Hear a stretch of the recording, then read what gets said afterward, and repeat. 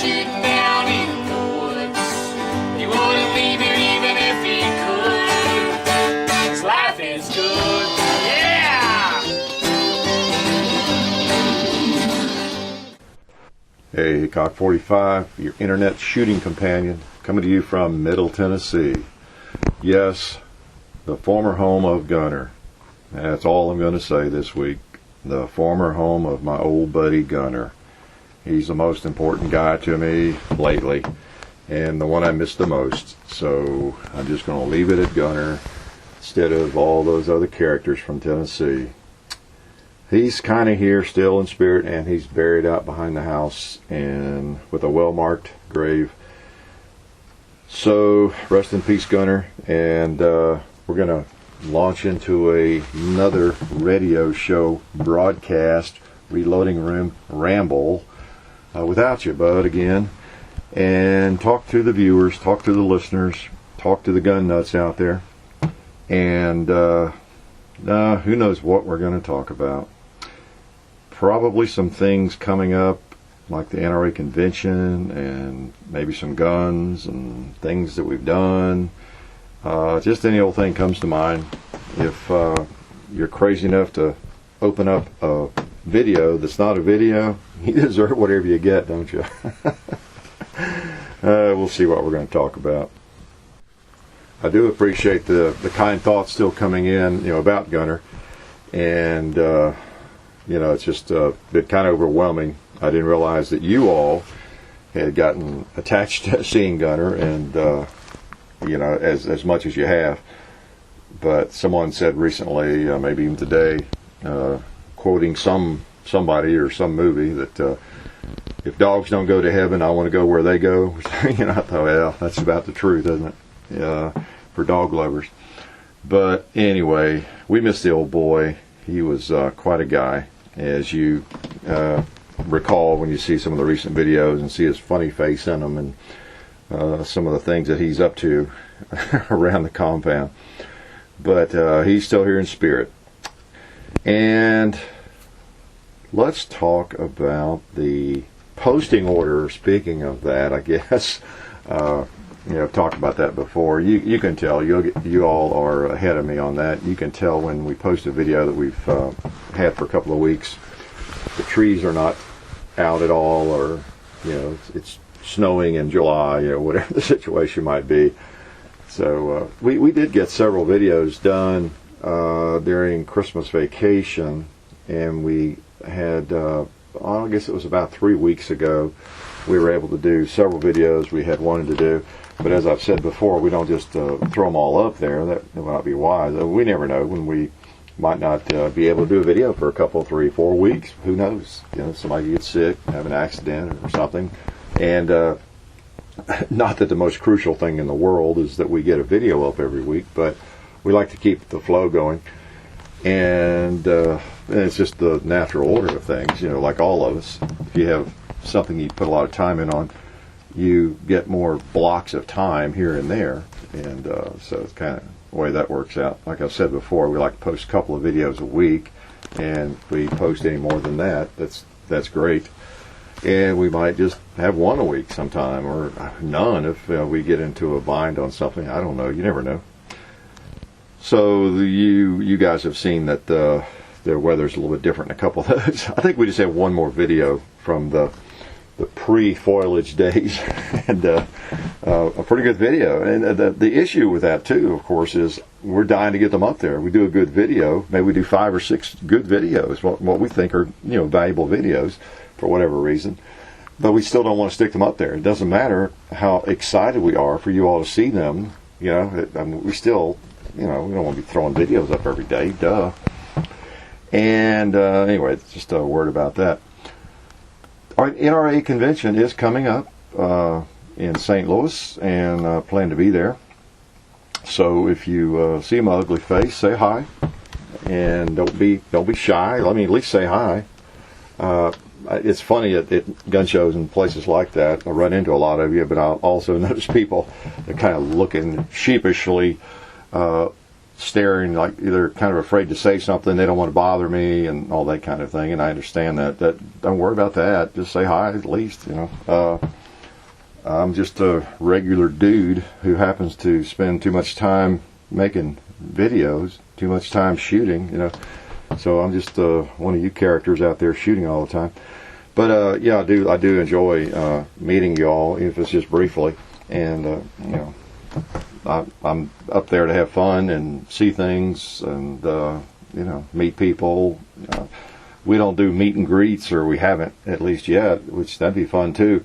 So places like that, gun shows, gun shops, you know, I'm perfectly glad to chat a little bit with folks that watch the videos. You know, we appreciate y'all tuning in, and it is, as I've said before, pretty cool to see some faces put with usernames. Not that I can really ever match them up and remember them, you know, the thousands, but it is good to see real people and remember that you guys actually exist out there. You're real human beings walking around gun shows and places like that, and then watching goofy videos when you get a chance. So anyway, we'll be up there for a couple of days. Looking forward to that. It's always cool to see all the stuff that's coming out, or rather stuff that's already out in most cases. The SHOT Shows where a lot of the newest things are introduced, but then of course they're sprinkled out throughout the year as well. And you get to put your grimy little fingers on all the guns up there. As I've mentioned before, they take the firing pins out of everything, and they have a sample, the manufacturers have a sampling of really everything they make, essentially, I guess, out there on racks where you can pick it up, fondle it, and it's just the cost of doing business, you know, having the gun snapped, played with, and levers worked and hammers pulled and all that. That's part of it. They know that, and so in some ways you're in an unnatural situation where you would not be, you know, cocking guns, or, you know, working the slide even, or cocking the hammer on a revolver, spinning the cylinder. But you know, if they have it out there for your enjoyment, firing pins are out and you're allowed to pick it up. But you know, I still feel uncomfortable if somebody's pointing a gun at me, even in that environment. But it is essentially they're all rendered toy guns, you know, in one respect, but then in another they're not. So, but it's cool to be able to take a close look at all the firearms, even though it's a pretty crowded convention hall generally, the exhibit hall. So, if you see me, say hi. Not hard to spot. Remember, I am 6'8", and that surprises people sometimes until they hear my voice, and then they recognize that, and then they'll speak up. But that's just the way it is. 80 inches tall when I'm standing. When I'm sitting, I'm not quite that tall. Let's go ahead and jump right into the gun of the show. How about that? Let me unload it.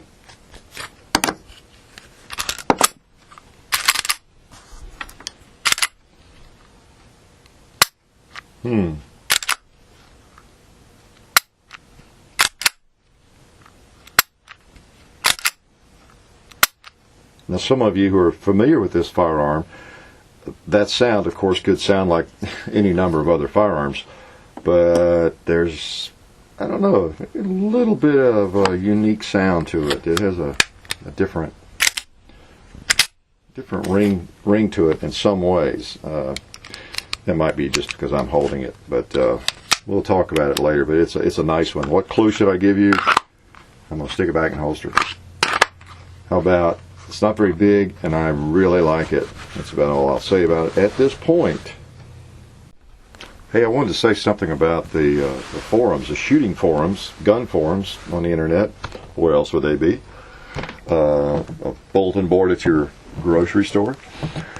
Now, I've been a participant in forums for a long time before YouTube. And I guess the early days of the internet, really, very early days. I remember some of the user groups on AOL, you know, back when everybody was on AOL. There was, there were just different gun groups on there, and then they kind of moved over to their own servers and you know separate forums, different groups for various guns. When was that? early 90s, I guess, mid 90s. And I've been a member of some of those, or prowled around on them for forever, since for 20 years almost, I guess now. Glock Talk, of course, an early one. And I think there was one called Gun Talk, I don't know. There were several. Maybe that was one of the user groups. And I know some of the others, like AR15.com, is that it? 1911.org, and some of those like that. And I have them bookmarked. I forget what the exact URL is, but I've prowled around on those. I'm members of just about all of those, and a bunch of others that people have invited me to since the YouTube thing that I was not aware of. I'll go over and register and maybe visit, when I can, or at least be a member. But one thing I wanted to mention again, I think I've mentioned this before, is I don't really get around to them very often anymore at all. And where did I go? Firing line, I guess, or maybe it was Glock Talk. Somewhere I hit like 30 messages. Some of them dated back to like November. I just it's everything I can do to keep up with the messages and everything on YouTube. Now, when I go to those places, I will, sometimes answer a couple, but please don't count on that or think I'm being rude. I may have said that before, even though I am a rude guy. I just can't, get around to all the various forums. There's no telling who has written me a private message on some forum I forgot even exists now. There's probably some people out there, and hopefully none of them are sitting there thinking, wow, Hickok's a really rude guy, just ignores my message, or whatever. He doesn't like what I asked him, or I don't know. He thinks I'm a dork. I don't know what just be aware. I'm not even aware of them, and I don't get around there like I used to. Sometimes I will, even if I bop in. I can't go through 30 messages there and 500 on YouTube and everything. YouTube is kind of the home base now, and so, as you obviously can tell, so I can't just be involved in massive communications all over the world. That's just that's a little stretch even for me.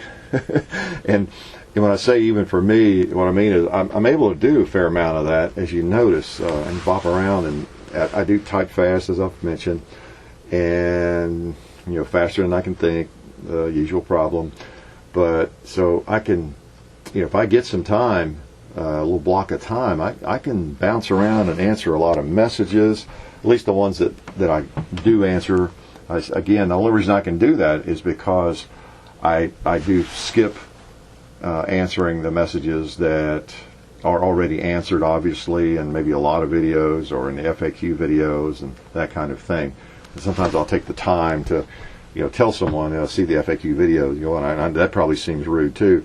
But again, you got to kind of be in my seat. You just can't appreciate what it's like. The volume. You see the subscribers and the numbers. So, whatever you got going on at your channel or anything you're involved in on the internet, if you have a blog of some sort or whatever it is, just try to imagine with the numbers. It's an amazing number of communications. And I'm able to kind of scour through them and scan through them, skim them, and probably surprise a lot of people that I do answer, but I can't be held to it simply because of the numbers, and I have to probably appear rude at times.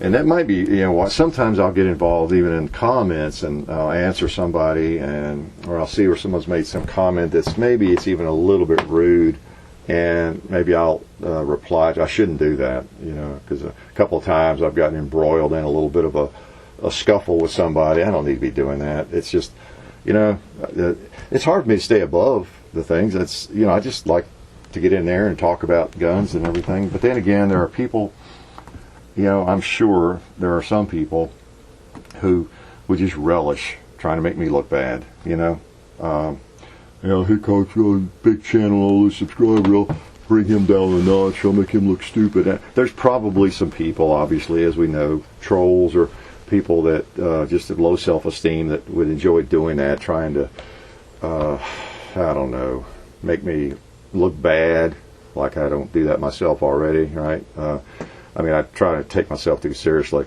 I guess I've always had a problem with people who step into something and try to muck it up, whatever it is, where things are going well or people are involved in something they're enjoying, and then someone, a troublemaker or whatever, is jealous of it or just has a knack, personality that leads them to try to muck stuff up. You want to just kick them out the door.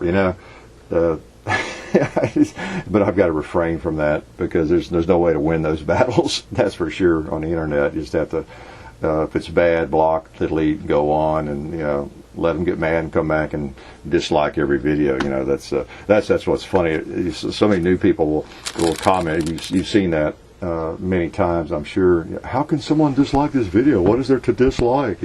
Unless you're just some rabid anti-gunner, and there'll be like 14 dislikes on some video, and they can't understand. They seem perplexed that anybody would dislike it. I mean, not that it's the best thing since sliced bread or anything. It's just that still, why would you dislike it? Why would you even comment? If it's not your cup of tea. Well, that's generally what it is. Folks that have been kicked to the curb for leaving, atrocious comments or stirring up trouble or something like that, blocked, and take that opportunity to come back under different usernames. But that's okay. That's life on the internet, as we all know. It's funny, as I get to know some of you that have channels going, I can think of one in particular that just having a big time with a few hundred subscribers, and as it's grown in the last month or so, they're getting haters all of a sudden. It's funny. I've seen that happen several times. It's once you get to a certain point, and you're going to always have that percentage, of haters and trolls or whatever it is. It's just going to happen. So it's funny. And of course, you can imagine even a small percentage, how many that we get where we are. But that's okay, because the incredibly vast majority is positive and good folks like you all listening to this.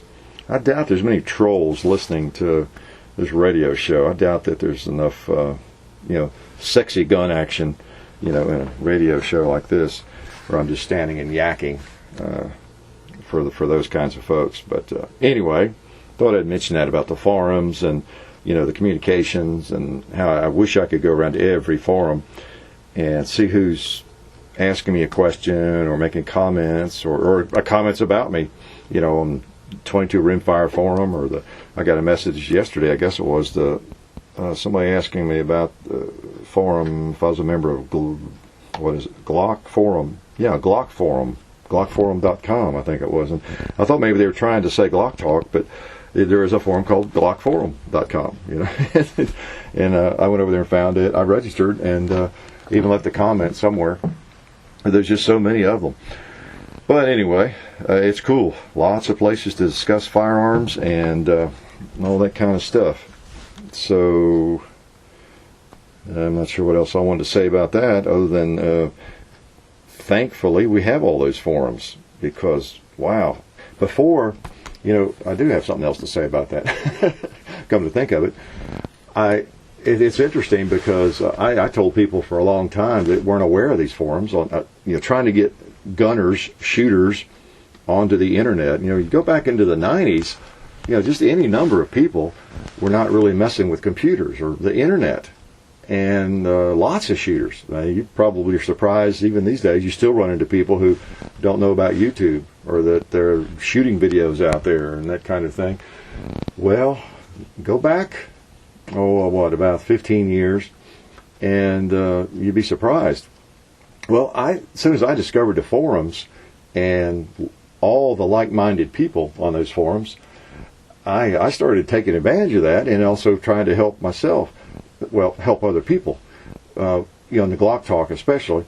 Because I'd already a lot of experience with Glocks, by the late 90s, mid to late 90s. And so I would answer questions and get into conversations. And then if I had a question or was thinking about some gun part of a Glock or whatever, or, I would post that. And, I always thought it was so cool, because you get an answer maybe before you logged off to some fairly specific question. one you thought was pretty difficult, there'd be somebody on there that would know the answer. And I was just always impressed with that, and tried to help people too. And of course now we do the same thing on YouTube, don't we? If you want to, I was looking up. I haven't disassembled my car slides very much. I think one time or something. And I looked it up. I don't know, a couple of years ago, and I don't know where the manuals are. And I printed out something on how to do it, and disassemble, cleaned it. But I haven't done it in a while. I kind of forgot how it's different from a Glock. And I just went to YouTube the other day and looked up a video disassembling a car slide. There were several on there. It's just an amazing resource. I just didn't realize there were people out there doing gun videos. It was really helpful. So we kind of went from, the forums are still very useful, and of course YouTube, as we know, is very useful. I get requests, just every now and then, people want me to talk about my competition. I guess I allude to it briefly here and there, and there are a certain number of people that want me to talk about it, do videos about it, and talk about matches I've won, matches I've shot in, all this kind of thing. And I'm a little reluctant to dig all that out. I don't have anything to hide, so maybe I'll give little tidbits. I don't know why it came to me. I was thinking of my old Springfield 1911 that I have, the other day, and I was trying to remember whether I told that story or not, but I have had some success in competition, but I never did achieve the Grandmaster level or anything like that, or even a master class level when I was competing in IPSC. And I was kind of a strange bird, imagine that, in competition, just like in everything else. You folks that compete in IPSC, you'll kind of know what I'm talking about, or maybe you compete in anything like that. The kind of competitor I was I don't know, I'd shot a lot. I just had a lot of basic raw, eye-hand coordination or skill with it or something. I wasn't necessarily polished, whereas a lot of people would just work and practice, running into a box and ending up with their feet just right and their body in the right position to get the shot off around the left side or right side, that kind of thing. And I don't guess I did a lot of that. I would just run to the box best I could and shoot around it and all that, and kind of try to rely on my shooting skills and sight reacquisition skills and everything just from shooting so much, but in whatever coordination I had. But I was the kind of guy that through the stages in a match would just try to shoot very well, but I didn't try to blow it out. And I knew guys that did that. There were guys, for example, in a state match, a regional match, and a big IPSC match, say you have 5, 6, 7, 8 stages, there'd be people on my squad, friends even, that would maybe beat me on a couple of stages, and then the third one, they'd blow it out. It'd blow up. They're right at the edge of their skill level, and they'd end up hitting a hostage and then getting a miss, maybe on the same stage, and where they might edge me out on the other stages, on that one, I would just surge ahead of them, that kind of thing. And if you had been just kind of watching and not even knowing what the scores were, you would possibly think they would finish ahead of me or something. But the way the scores run in that game, you really hurt yourself badly if you have misses or you hit a hostage, just those kinds of things. Of course, you have some kind of major gun problem that adds, mega amounts of time to your score. But I would say I was the tortoise, using the old tortoise and the hare story. But I rarely really just tried to blow it out. By that I mean just go as fast as I possibly can, because that's where you get into trouble. You get misses. You just do, unless you're Rob Leatham, one of the super guys, And to tell you the truth, that's one thing that has made Rob Leatham so successful over the years. He's very deliberate, very smooth, and he doesn't try to get beyond his skill level, and he just motors through that course of fire. And if you watch him shoot, and others like him, they don't necessarily maybe strike you as just flying, because he's just so smooth and deliberate. And in the end, that's what gets it. If you're smooth and you're deliberate and you're getting your hits, that's what counts. And it's a lot faster than it appears to the naked eye. I recall, and I spent a lot of hours, a lot of weekends at IPSC matches, and timing, running the timer, being a range officer, and shooting myself. And I would shoot revolver, and I would shoot limited, which is stock gun, and I would shoot unlimited for a couple of 3 years, every month, and then sometimes twice a month on weekends.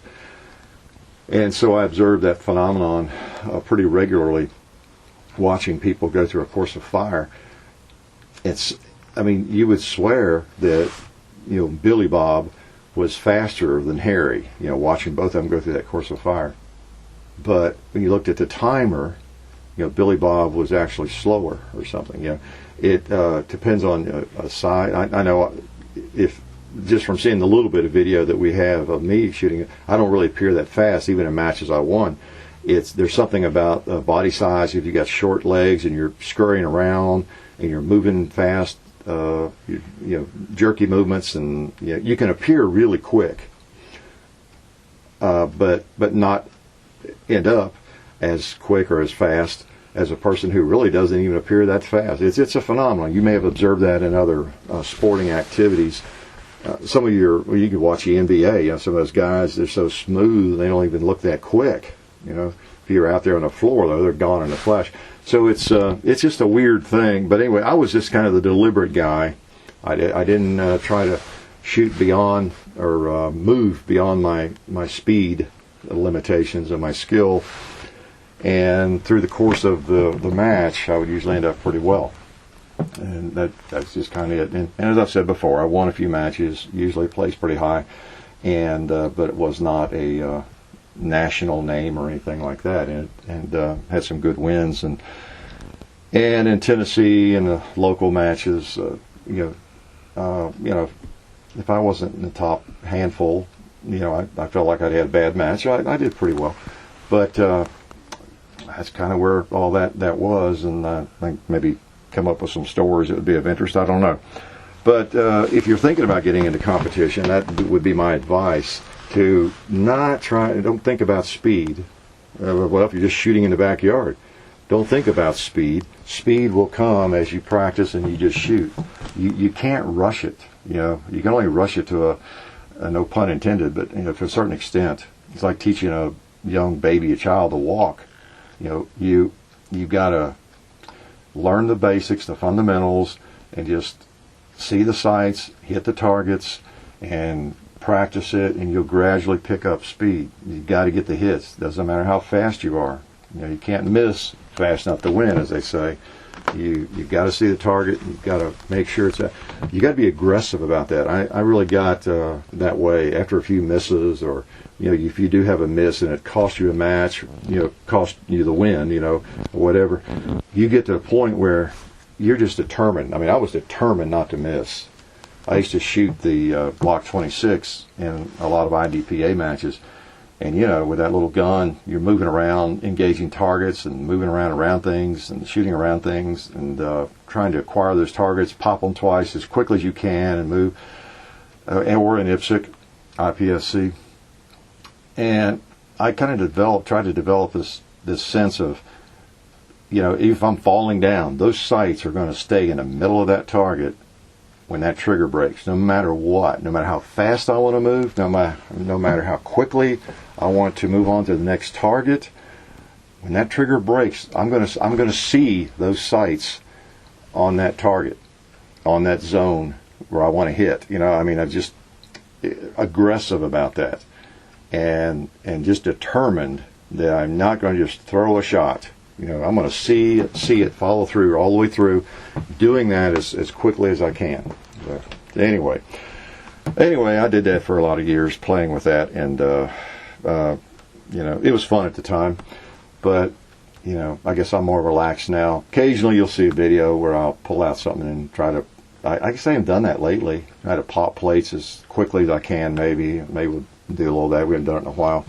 It's fun, but the most fun is just shooting and hearing targets hit and, shooting a variety of guns. That's the fun I have. More so, again, as I've said before, I got to the point where I wasn't going to get a lot better, unless I just dedicated myself to doing nothing but shooting my competition gun, whether it's a 38 Super or whatever, like hours and hours and hours and thousands of rounds and draw strokes. And, I just was not that interested in shaving off another 1/10 of a second or 100th of a second on my draw stroke. It's just, again, it got impractical at that point. Too many other guns to shoot. I've talked about that before, so I won't bore you anymore with it. Of course, I got off track there. I was talking about my 1911 Springfield. The reason how that is related is that was the first gun I won in an IPSC match, an IPSC match. And I think I started out, I was just going to tell the story of that, how I guess it was 89, watching the state match in Tennessee, section match, I guess. And we formed the club here that we had in Middle Tennessee at that match. But that was the first big match I'd ever seen. We'd just been messing around, having matches that were not really official IPSC matches or sanctioned. And at that match, that was the real thing. And big match. And I remember seeing some guys that placed high enough that they walked up and received a gun as an award. And I remember thinking, that was 89. I thought, wow. If I ever won a gun, if I ever walked up and was presented a gun or got to choose a gun from the shooting table, that would just be, I would have reached the apex. That would be the ultimate, to win a gun. I just wouldn't talk to anybody. You'd have to ask me for my autograph. If I ever won a gun of any kind, I thought, what a trophy, man. My favorite thing in life to do, and actually win a gun, a free gun, And Springfield was, well, a lot of the prize guns were Springfield Armory 1911s. And as I mentioned before, they've always been good about supporting shooting sports. And I'm not sure what kind of price break they give, things like that, to clubs. But anyway, the next year, I found myself, 1990, walking up and receiving a gun for, winning my class, a 1911. And that's the one. I guess I've told that story. I don't know. I'm like some senile old codger, I guess, retelling stuff. But, it was, and I don't mean to brag, it was just so cool. That gun will, of course, always be around. It's the first gun I ever won. And, it's not, the sexiest gun or anything. It's just a stock, basic 1911 with pour sights and, the whole 9 yards. I have replaced, I think I put flat mainspring housing on it and a long trigger. It's the only thing I've done with it. And, but, that was it. You could have pushed me over with a feather. That was just something else. But that's what came to my mind, and that's been like 22 years ago now, and that was pretty cool. And as far as the story, that's really what I kind of started out to talk about, and I got off on other things. So, but anyway, I've had questions about all that, and I thought I'd share a little bit of that with you. And obviously, I didn't reach a national level of fame and shooting, or you'd already known about that, right? I made a note here. I talked a little bit about that 600th video, and glad y'all like that. I think some people maybe got the wrong impression, new people. It was funny that some of the comments or messages to me about how they didn't realize how much work we put into our videos. I appreciate all the work we put into these things, even if some of that work is rather goofy, right, with the pumpkins. Well, as most of you realize and know, most of the videos we turn on the camera and go and then turn the camera off. so they don't involve all that kind of work and editing and getting little clips of dropping an anvil on a pumpkin or throwing a knife at a pumpkin and all that sort of thing. So, and then of course the footage from the music video that Steve Lee did here at the place, the compound. That was a pretty involved day. That was like most of the day, shooting little clips here and there, because that was a highly edited video. It was normal video, I guess, for most people, other than it being professionally done for Steve. But that's why you in that 600th video, as John's going back and looking for footage, stuff behind the scenes. Well, he's looking at that kind of thing. The videos where we did do a lot of that kind of stuff. So I guess it's a little bit misleading if you don't know the channel. It looks like, wow, these guys, man, look at the work they had to put in just to get that video done. This video, thankfully, they don't all require that. Anyway, but that was fun, and it was kind of neat to see that myself, the stuff that John dragged out there of us putting that pumpkin video together, and with Gunnar, and it's too bad you couldn't see the stepladder. I guess didn't have that second camera in position for that. I was up on I guess it's a 10-foot stepladder, aluminum stepladder, and probably best you couldn't see that. A little bit precarious, but we got it done. It was worth it, right? Another video that's spurred a lot of comments and questions, messages, is that grains video, explaining grains and the reloading issue there. A lot of people asking for more reloading videos, wanting me to do something on powders, and of course that's what happens. But really the basics videos are, most of them, pretty basic. Just want to cover things that are questions in a lot of people's minds, especially newer shooters or just anybody who doesn't know about it. And that's what that's designed for. Again, I went longer than I had to. I had a little too much fun doing some of these videos, but it was mainly just to explain what grains are, what that means and everything. And then the time I get some props out there and some visuals and get to talking about it, I end up going longer maybe than I mean to or should. But I don't really see myself getting into, and some people see that and they okay, oh good, the next one he'll do will be dragging out all these powders and explaining the differences. Probably not. I don't even know the differences among a lot of different powders. I know generally the 6 or 8 that I use and which ones are faster burning. I just rely on the manual and reading and asking questions, maybe not as much now as I used to in reloading forums or something. And that's all you have to do. You plan to load some 45 ACP cast bullets, you just bop into a reloading forum and ask some questions. What are people using they like? And you don't even have to ask. There are postings there already about some of the popular powders. And then I'm a little slow to change, so I don't know as much about some of the newer powders.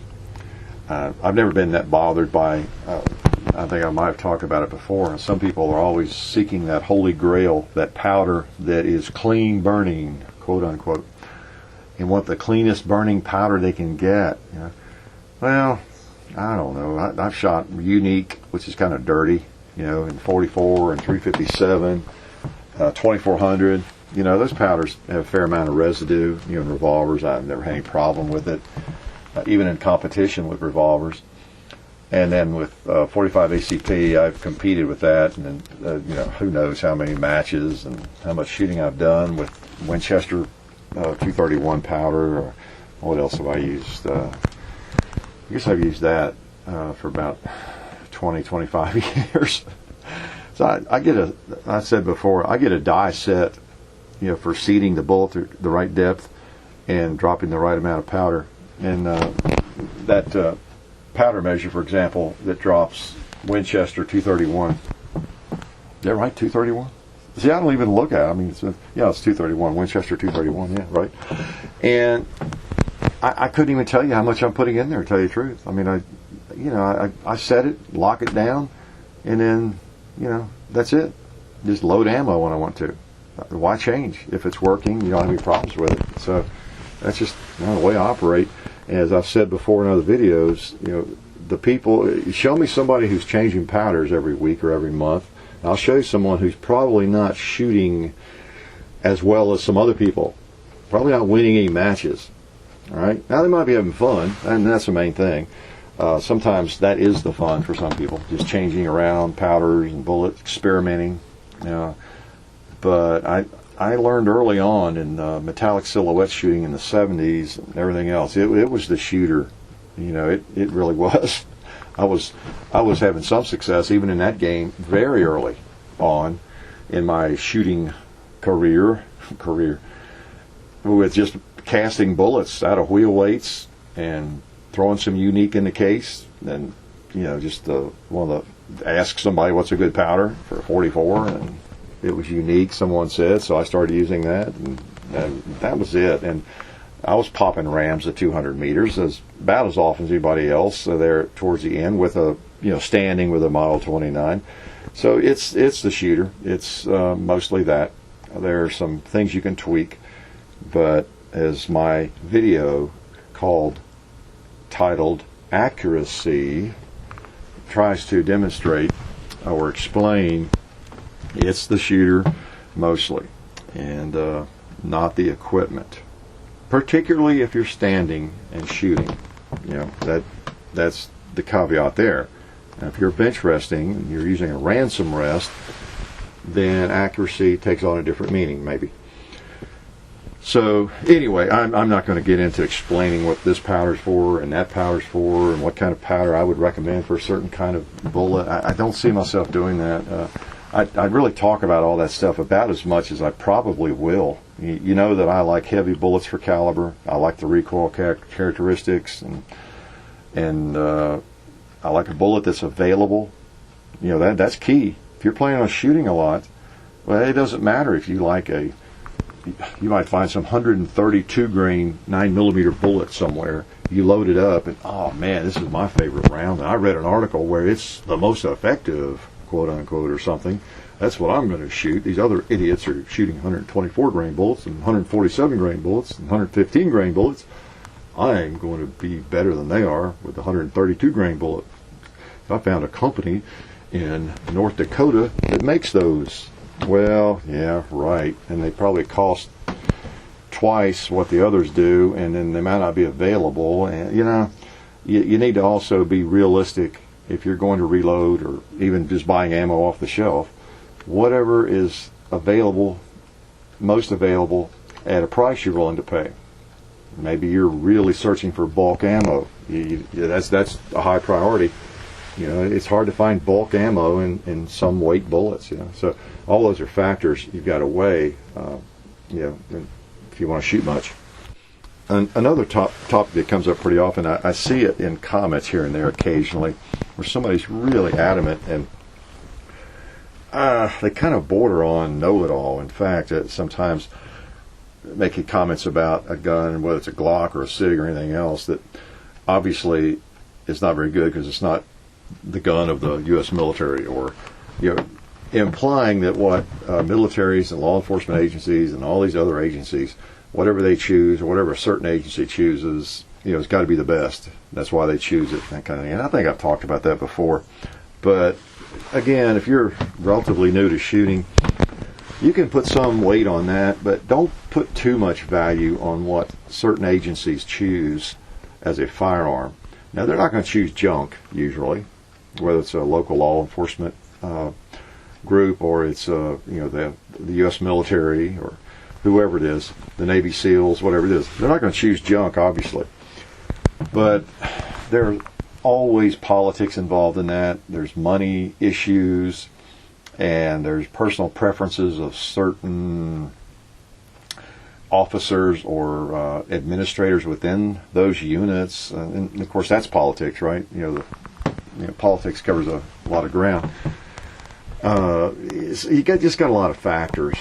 Think about it. What if I were sheriff, elected sheriff of any county, and was trying to decide on what gun, pistol, had a lot of pistols in, 8 or 10 different pistols we were evaluating.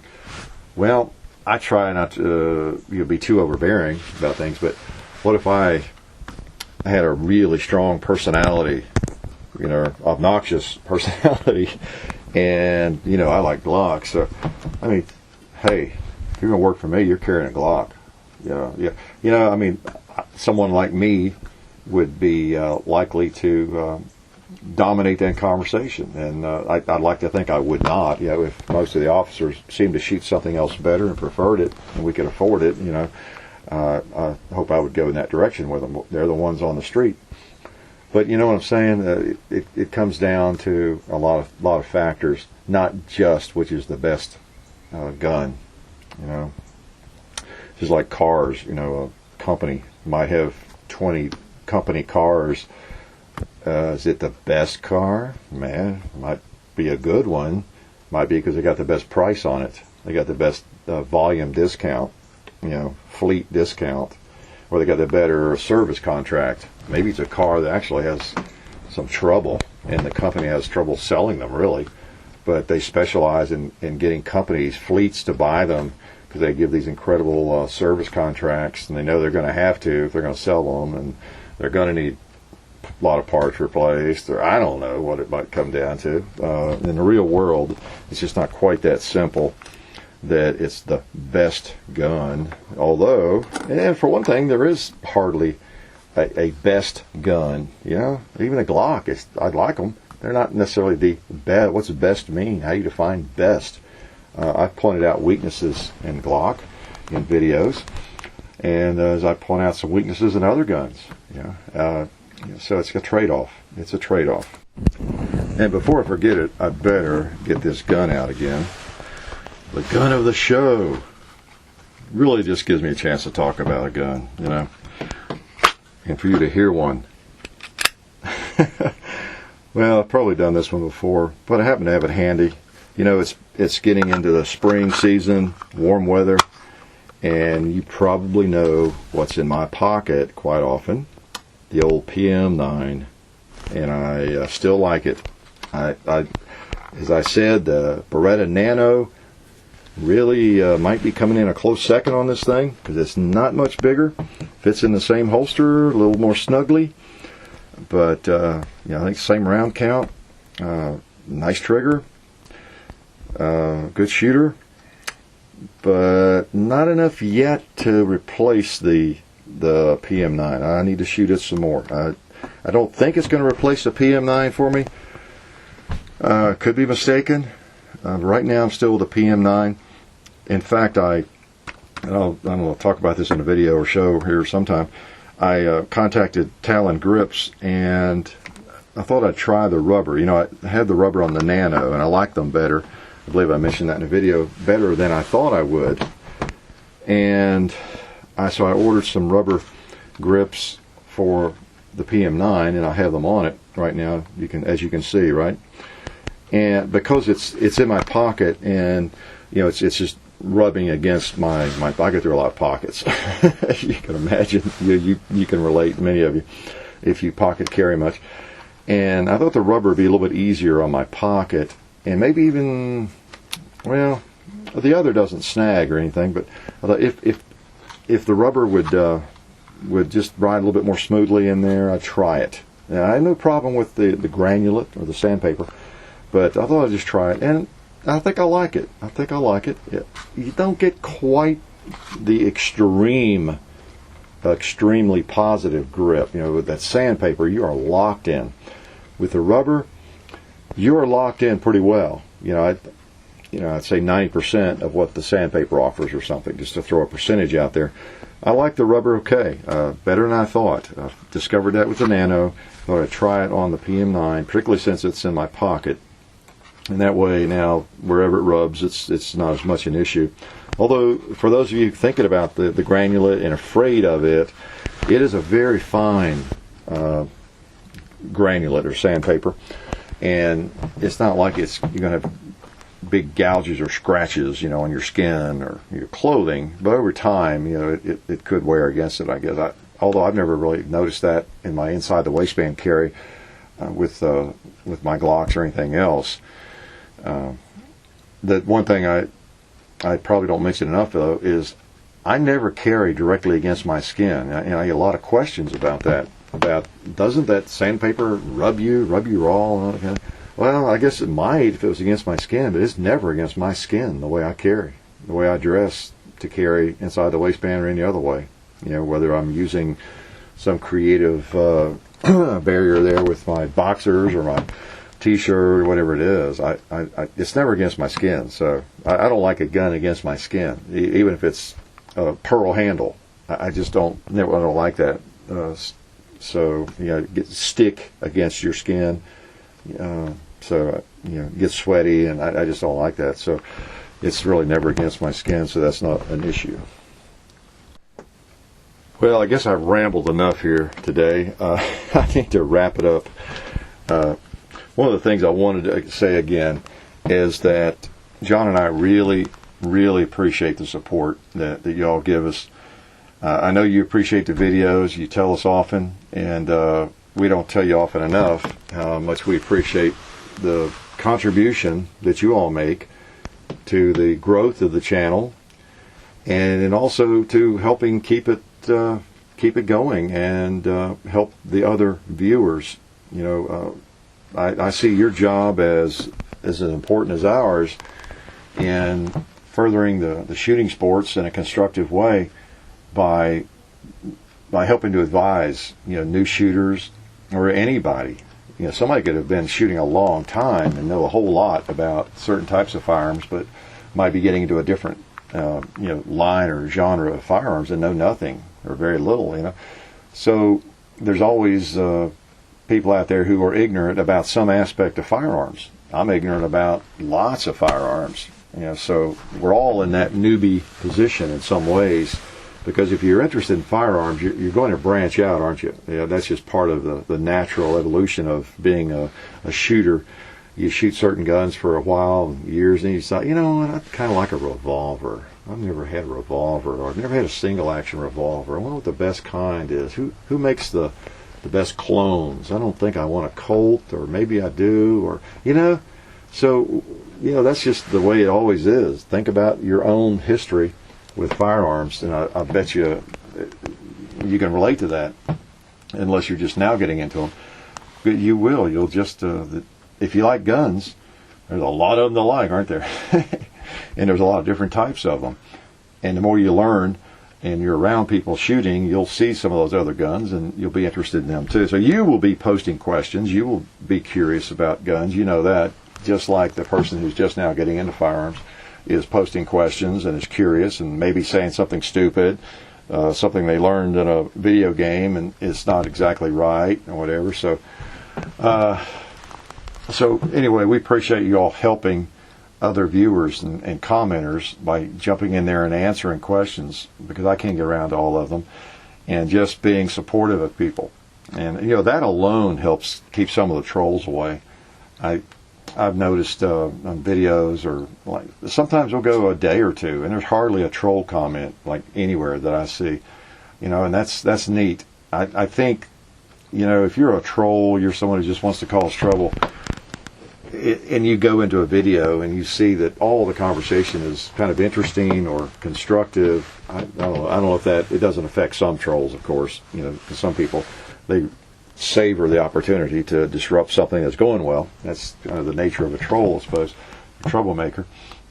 But I think it does. It just fosters more of the same. When things are being discussed and questions are being answered, and maybe people who have a tendency to be negative about things or be a know-it-all negative type person. In some ways, they're worse than trolls.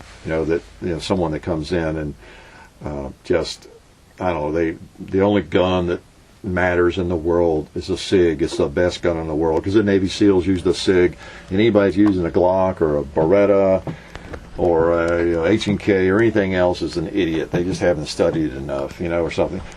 Those kinds of people, and really, they're more annoying than the 16-year-old sitting in his mom's basement just trying to shock people by throwing out profanities, really. Because those, it's so obvious who they are and what they're doing and what's supposedly or apparently turning them on. But it's kind of the other class of trolls that can be more annoying in a lot of ways. And it's really just someone who has a little bit of a, I don't know if obnoxious is right, but kind of an obnoxious personality. It's that brother-in-law at Thanksgiving dinner that you wish wouldn't show up. Well, they show up on videos, don't they? The person who doesn't know how to be cordial or tactful, well, they view videos too, and they have comments to make. But I think a lot of that is squelched just by the constructive conversations, that are what we see most of the time on our videos. And it's like a giant blog.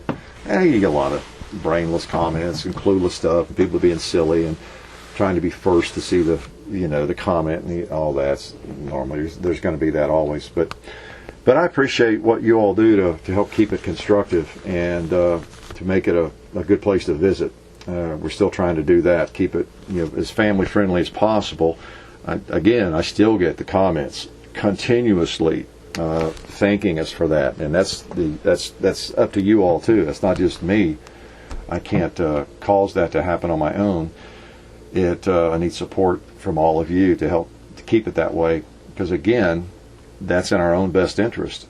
The more people, the more families, the more young girls, young boys, teenagers, whatever, that are allowed to visit the Hickok45 channel, because their dad and their mom is relatively sure they're not going to be seeing a lot of obscene stuff and crazy stuff, or hearing it or seeing the comments. That can't be anything but good. So we're all kind of working towards the same goal. We appreciate you all helping with that. You're a big part of it. We appreciate you helping keep the channel going as strong as it's going, and that's all good. Enables us to keep doing what we're doing, and we're just having a good time doing it still. I think you can probably sense that from like some of the behind the scenes stuff, and that's not really staged.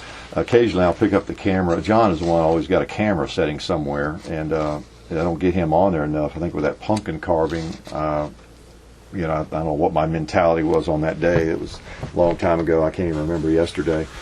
But I know he likes to save this. He talks about having a lot of this footage, just having it, just for him and me. And he'll film things and just to have, not for YouTube, but just to have, just like any family, record stuff that's going on. So we've got stuff, maybe where we're making videos and doing other things just on video that you'll never see. So he values that too, and so I need to pick up a camera more often and get John in there. But anyway, as you can see, we enjoy what we're doing. We have a good time. Not that we don't have arguments occasionally. John's hard-headed, just like his dad, but it goes pretty well, and we have a good time doing it. But we deeply appreciate the support. We don't know what else to say about that. Just appreciate it. We can't know all of you, but we do know you're out there. We see the numbers, and I try to communicate with most of you.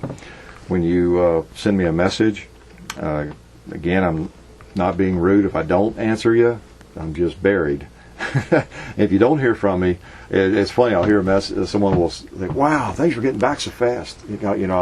I answer somebody. Well, that's not maybe what it seems. That's out of survival. If you send me a private message, you will hear back fairly quickly if you're going to hear from me at all. Okay, so if you send a message and you don't hear from me in a day or two, you're not going to hear, because I've got to move through them, and I've got to move through and delete. I got to go on. Okay, if I even miss a day or two of answering messages, I don't know if I'd ever catch up. So I have to go through every morning and every night and catch up on those. So it is fairly quick that you'll hear back, if you're going to hear back. Okay, so that's out of survival. Well, I guess it's out of courtesy too, but it's not just courtesy trying to get back promptly. I have to get back to you promptly, or I can't get back at all, because I'll be buried, and it's just the way it is. So anyway, I guess I better shut up here and let y'all get back to work. So do what you can to keep the shooting sports going, keep it positive. There will always be wackos out there. Let's not be one of them, and let's just enjoy it and have fun doing it. And I'll talk to you all later. You've been listening to the Hickok45 radio show. See you on the range.